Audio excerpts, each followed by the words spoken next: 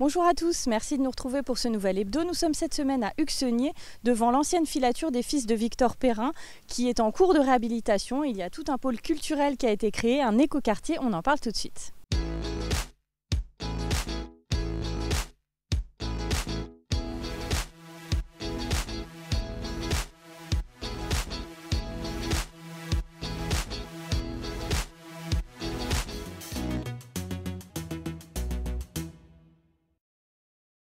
Je retrouve tout de suite le maire d'Uxenier, Philippe Soltis. Bonjour. Bonjour.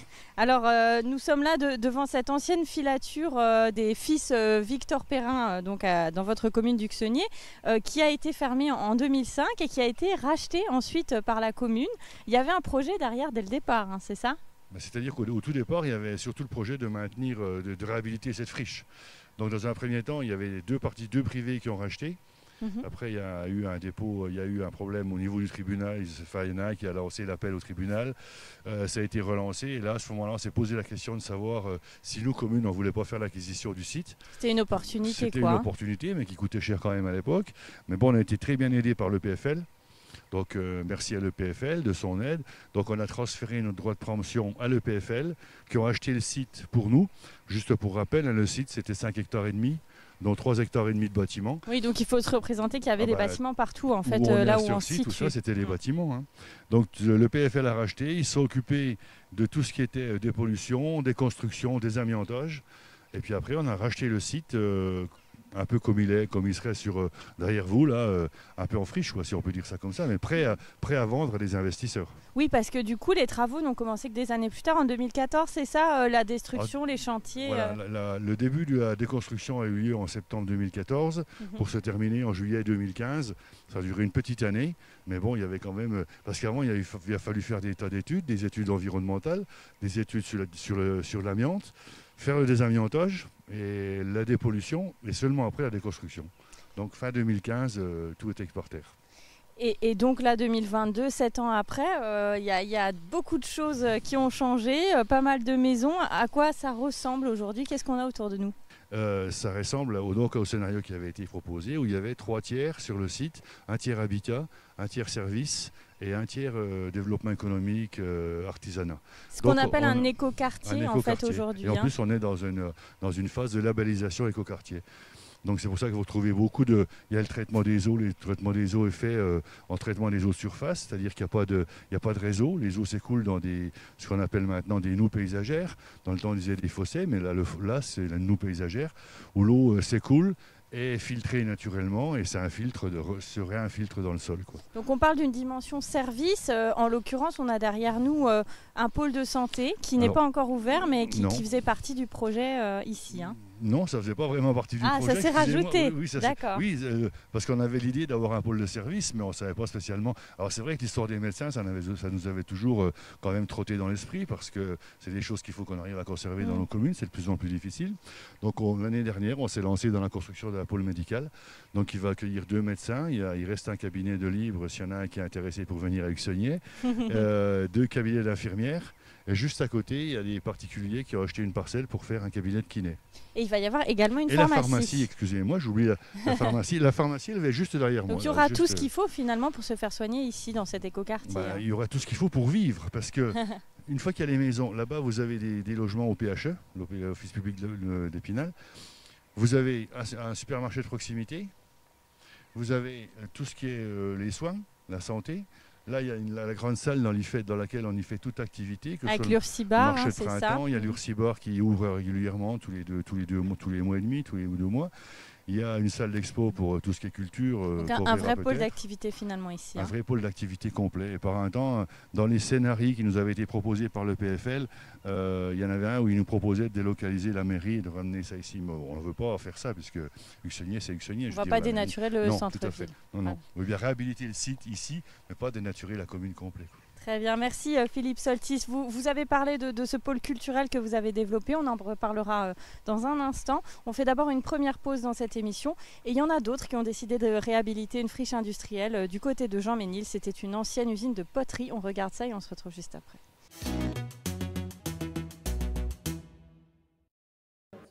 Ici, la vie s'est arrêtée net. Il reste même des pots qui n'ont pas eu le temps de passer au four. Nous sommes dans les locaux de l'ancienne poterie Lorraine à Jean-Ménil, près de Rambervillers, où 4 entrepreneurs vosgiens s'apprêtent à investir les lieux. L'entreprise fondée en 1879 a occupé ces bâtiments jusqu'en 2016, date de sa fermeture définitive après liquidation judiciaire. Le patron de l'époque avait écopé d'1 an de prison avec sursis pour abus de biens sociaux notamment. 49 personnes ont perdu leur emploi. 5 ans plus tard, les nouveaux acquéreurs ont de nombreuses idées pour faire renaître le site. Le projet, il est venu simplement, c'est suite à la liquidation de l'usine. Et j'ai toujours un regard sur les sites industriels qui vont devenir des friches. La colonne vertébrale du projet, c'est de créer une zone artisanale en fin de compte. Voilà, puisque le site s'y prête, c'était une industrie. L'idée, c'est de remettre en valeur le site, de le sécuriser et surtout de lui donner la possibilité d'une seconde vie. Ça, j'y tiens énormément. Avec une surface de 36 000 m², les possibilités d'aménagement sont multiples. Le but, c'est que la personne qui est là, qui veut aspirer son camping-car, le laver, faire une petite bricole, elle a tout à disposition ici, c'est compris dans le forfait. L'intérêt, c'est de pouvoir proposer à une clientèle du stockage gardinier sécurisé et à proximité. Alors quand je dis à proximité, je m'entends. La clientèle qui a des gros véhicules comme ça est prête à faire un peu de kilomètres. Donc le positionnement de Jean-Ménil nous permet d'avoir des clients de Saint-Dié, Baccarat, Lunéville, jusqu'à Nancy. Quelqu'un à Nancy, il peut faire 40-45 minutes de route juste pour stocker son camping-car 3 ou 4 mois par an. Un nouvel élan pour Jean-Ménil et le secteur artisanal autour de Rambervillers. Aujourd'hui, on sait qu'il y a une demande et surtout pour les jeunes créateurs, ils ne peuvent pas financer des loyers importants. Et on le voit d'ailleurs avec la crise du Covid, ça crée tout de suite des problèmes quand on a des crises comme celle-ci. Donc notre idée, c'est de faire des mètres carrés à des prix tout à fait raisonnables pour aider la création d'entreprises.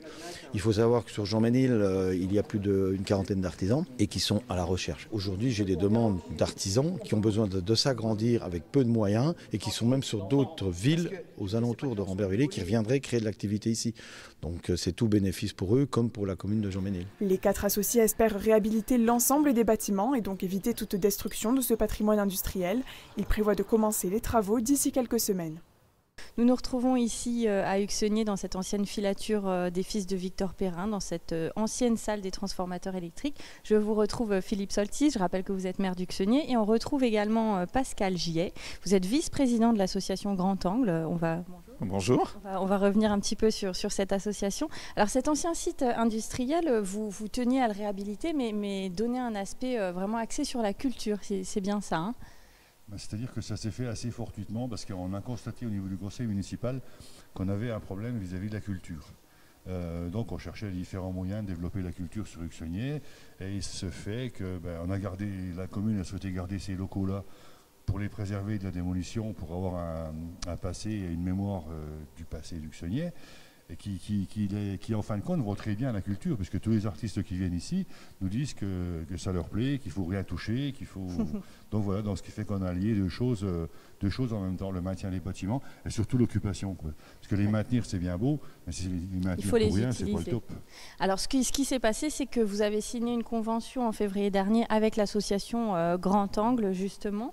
C'est un partenariat que vous appelez, vous, gagnant-gagnant, c'est ça ? Tout à fait, il n'y a pas que moi qui l'appelle gagnant-gagnant. Nous aussi on l'appelle gagnant-gagnant, bien sûr. Comme on dit maintenant, c'est gagnant-gagnant, oui, effectivement, parce que l'association Grand Angle s'occupe de tout, les expos, trouver les artistes, faire le calendrier. Vous gérez en fait finalement. On gère cette salle et prochainement la salle du dessous, qui va être aussi magnifique. Ouais. On essaye de faire, notre but c'est qu'à chaque week-end, il y ait une exposition, de l'ouvrir tous les week-ends. Alors, rappelez-nous un petit peu la vocation de cette association Grand Angle. Elle a été créée pour un festival de photographie à la base, hein, racontez-nous. Oui, c'est ça. Donc, au départ, on a créé cette association donc, en mai 2019, donc il y a 3 ans, pour créer un festival photo à Épinal. Voilà, donc on l'a créé, il a eu lieu en 2020, en septembre, avec 27 photographes de renom invités. Et en plein Covid, hein, c'était vraiment un pari fou, mais on l'a fait. Et puis voilà, c'est devenu une biennale internationale de la photographie à Épinal qui aura lieu en septembre aussi cette année. Et donc là, maintenant, la gestion de cette salle, avec de nombreuses expositions prévues, j'imagine que c'est une vraie chance pour une association comme la vôtre. C'est une opportunité incroyable parce que quand on l'a découvert, déjà le lieu, il parle, il est déjà magnifique. On ne voulait surtout pas qu'il change. On voulait vraiment garder dans le jus. Et puis, tous les gens qui viennent ici pour exposer sont béats, quoi. C'est magnifique. En plus, même la lumière, avec les fenêtres de toit, elle est diffuse, elle est impeccable pour les expos. Donc là, on en est déjà à la 3e expo, c'est ça? Quels sont les projets futurs alors désormais? Alors, les projets futurs, on a déjà, on a des pourparlers pour les prochaines expositions. On en a surtout une très très belle qui va avoir lieu en septembre avec Gérard Braque, qui est un photographe du nord de la Lorraine. Et moi, quand j'ai vu ses œuvres, j'étais très très ému. Je pense que le public va vraiment apprécier. On l'a noté, le rendez-vous en septembre. Merci à tous les deux. On fait tout de suite une seconde pause dans cette émission. Et puisqu'on est dans une friche industrielle et qu'on parle d'art, je vous propose de regarder un reportage sur l'Urbex qui allie ces deux disciplines et on se retrouve juste après.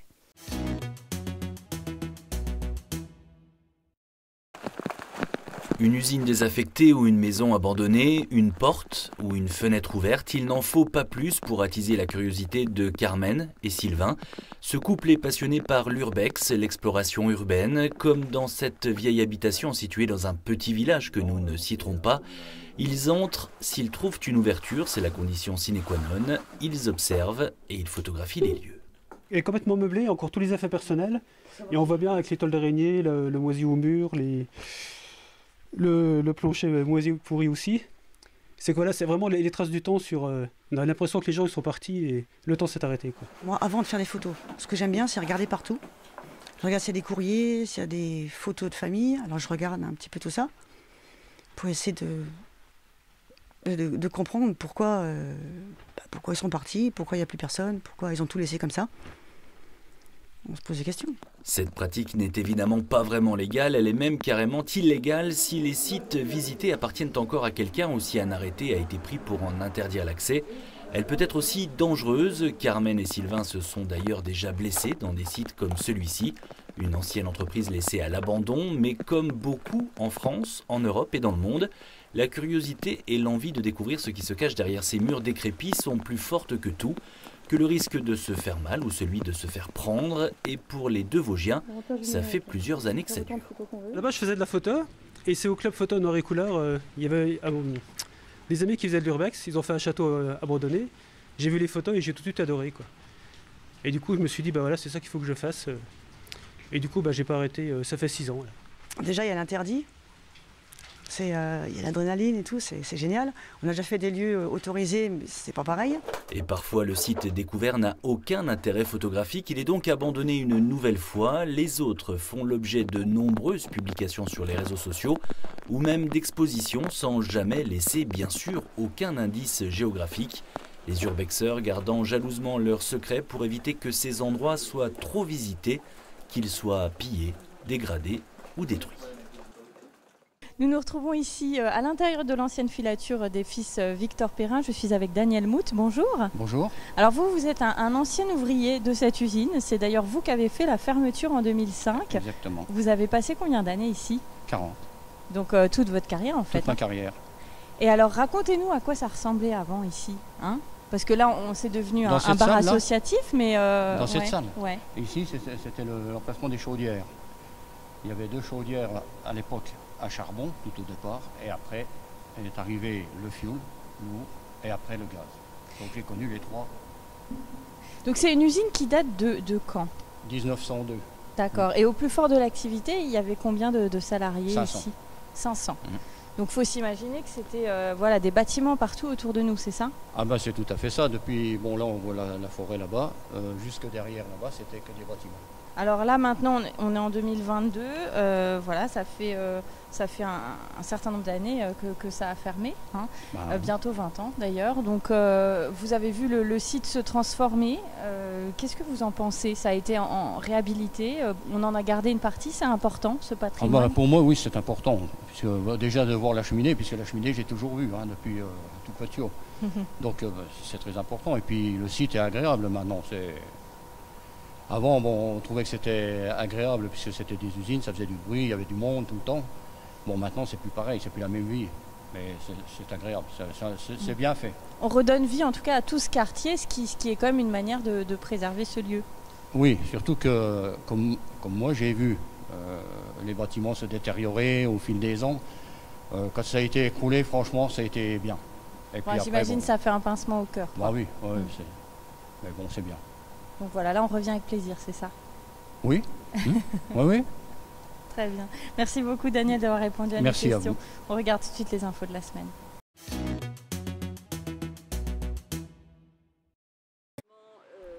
Nouveau design, nouveau format et nouveau nom. Le traditionnel planning estival de l'Office de tourisme d'Épinal devient le passeport du vacancier. Un petit carnet de poche que l'équipe présentait ce jeudi devant sa nouvelle succursale au port. À l'intérieur, tous les rendez-vous référencés par thème proposés sur la période de mi-juin à mi-septembre dans l'agglomération. Un petit support destiné aux quelques 10 000 touristes de passage dans la Cité des Images chaque été, attendu encore plus nombreux cette année grâce à la base Naturo. Un vent nouveau qui souffle jusque dans les murs de l'Office de tourisme puisque l'établissement inaugurait samedi dernier ses locaux fraîchement rénovés, place Saint-Goëri à Épinal. De l'eau a coulé sous les ponts, ou plutôt dans le canal des Vosges, depuis la fin de l'usine Cuniboussac de Taon, fermée en 1980 et rasée en 2008. C'est le site choisi par le bailleur social Vosgelis et ses partenaires pour bâtir une unité de 18 logements. C'est à l'ombre du tilleul centenaire, témoin vivant du passé industriel du site, qu'a eu lieu ce mercredi la cérémonie de pose de la première pierre de ces bâtiments à faible impact énergétique pour un budget total de 2,6 millions d'euros. Cette nouvelle résidence, dont le chantier débuté en automne 2021 est déjà bien avancé, est entre autres conçue pour permettre le maintien à domicile des aînés.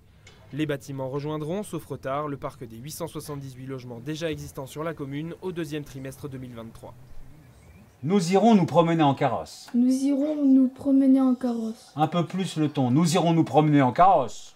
Entre personnages imaginaires mais jeunes acteurs bien réels, entrons dans les coulisses des spectacles de la Fête des Images de septembre.